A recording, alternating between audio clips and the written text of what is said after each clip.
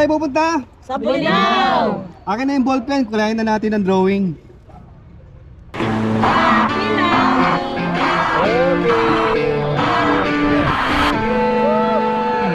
It's feeling gritty, gritty.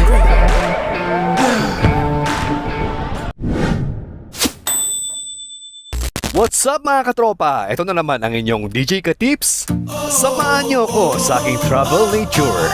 Dito lang yan sa Patar Beach, Bulinaw, Pangasinan.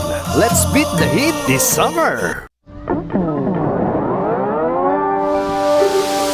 Si tú supieras lo que yo daría por tu amor, ya no le tirarías a ese perdedor que no te valora, que no te desea como yo. Way back year 2000 nang huli ako nagpunta dito. At pang-apat na beses ko na po ito. I must say malaki po ang pinagbago ng Patar Beach. Hindi pa noon gaanong kalawak ang puting buhangin sa tabi ng karagatan. Yung tipong paglusong mo sa tubig may mga part na malalim agad at medyo mabato. Talaga naman namangha ako sa aking ganda ng Patar Beach ngayon. Para sa ating mga travel seekers, mapupunta nyo po ito through land. Ayos, di ba? Wala pong entrance fee dito. Kung may dala kang sasakyan, meron silang 50 pesos na parking fee. Goods na, di ba? I wanna make you smile whenever you say carry around with your child. If you like this video, make sure to subscribe for more. Strolling over you.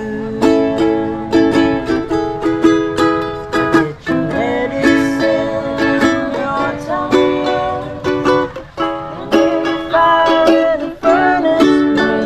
You can be so nice, blowing over you. Kung meron ka lang naman getaway plan this summer, I highly recommend this place mga katropa. Hindi mo na kailangan mag-boat o sumakay ng eroplano kung taga dito ka lang sa Luzon. Talaga namang maaantig ka sa puti at pinong buhangin. Hatid sa atin ng Patar Beach, Bulinaw, Pangasinan, itong napakagandang lugar.